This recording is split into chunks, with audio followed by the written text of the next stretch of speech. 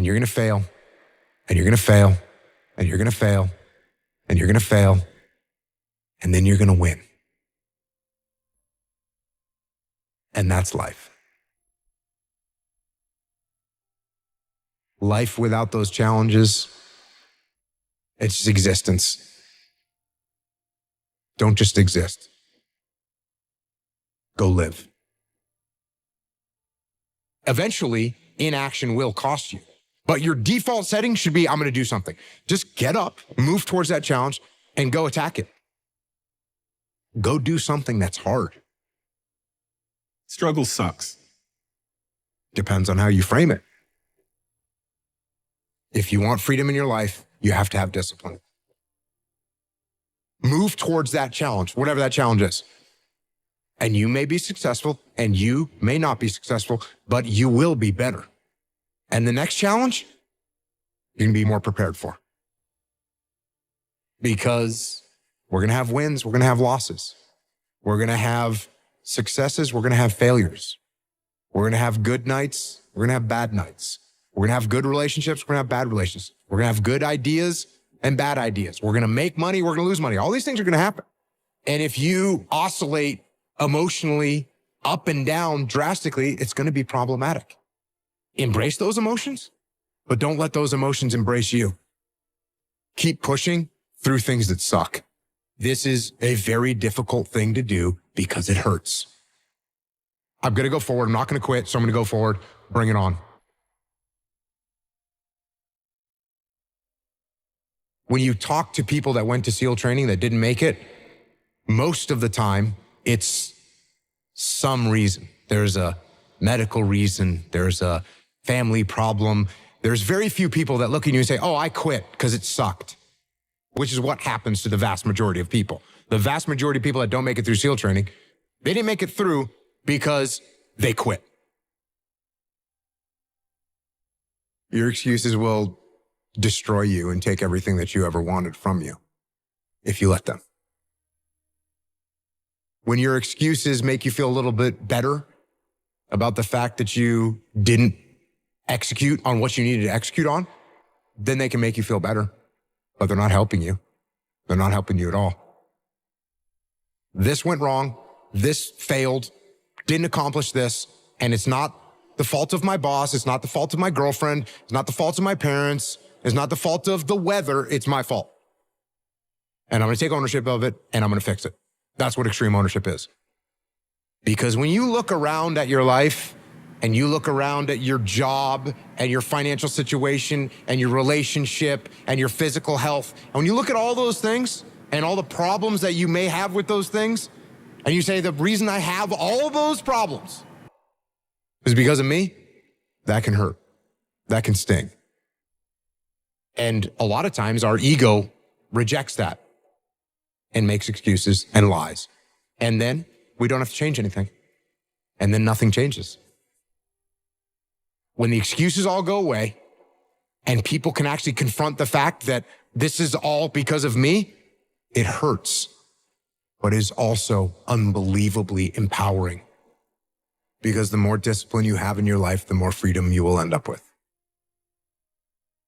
So if you lack the discipline to exercise and eat healthy, you will end up being a slave to disease. If you lack the discipline to work hard, save your money, you will end up a slave to finances. If you lack the discipline to manage your time correctly, you will end up with no free time. If you have self-discipline, if you have the discipline to save your money and work hard and invest your money properly, if you have the discipline to manage your time correctly and not waste a bunch of time, if you have the discipline to exercise and eat healthy, you will end up with freedom.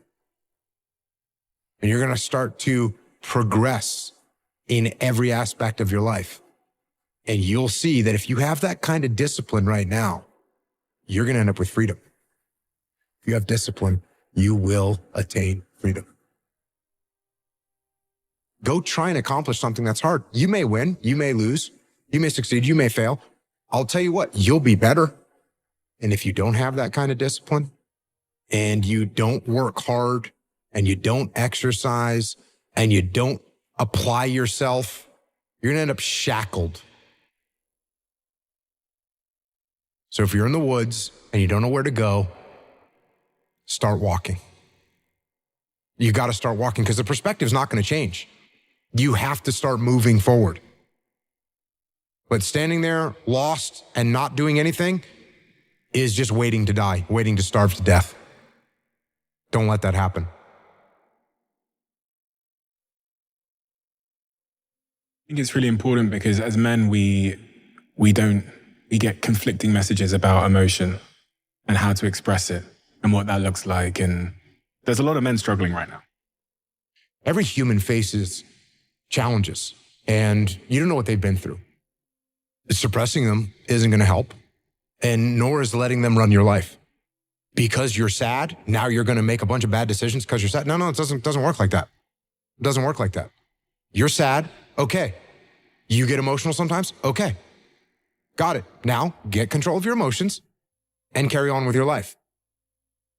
And sometimes you're going to get hit with those waves. And that's okay. Oh, I'm having an emotional moment right now. There's something wrong with me. No, there's nothing wrong with you. There's nothing wrong with you. The other extreme is, oh, I'm letting my emotions run my life and I'm making a bunch of bad decisions. And my excuse is, well, I lost some friends or I had this traumatic experience happen to me. That's why I'm doing, that's just an excuse. And it's a very easy excuse. Guess what? It's time to carry on. Remember, don't dwell. I'm in control. This is my life. If you are in the problem, you won't see the solution to the problem. Take a step back, detach from the chaos, detach from the mayhem, detach from your emotions, detach from your ego, and be able to assess the best way to execute. That is the job of a leader. If you take any trait of a human being and you take it to an extreme, masculine or feminine or otherwise, you take it to an extreme, it's going to be a problem.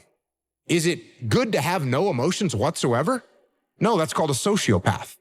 Is it good to let your emotions run your life and make your decisions based on your emotions? No, that's not good either. What do we want to be as a human, as a man? We want to be balanced. It's much easier to be extreme. It's much easier to say, oh, no emotions, cool, and turn them off. That's easier. Or total emotion mayhem, that's easier. It's harder to find balance. It's harder to find balance in business. It's harder to find balance in life. It's hard to find balance, but you have to be balanced. Because what I want is for the team to win. So be balanced. You're going to be okay.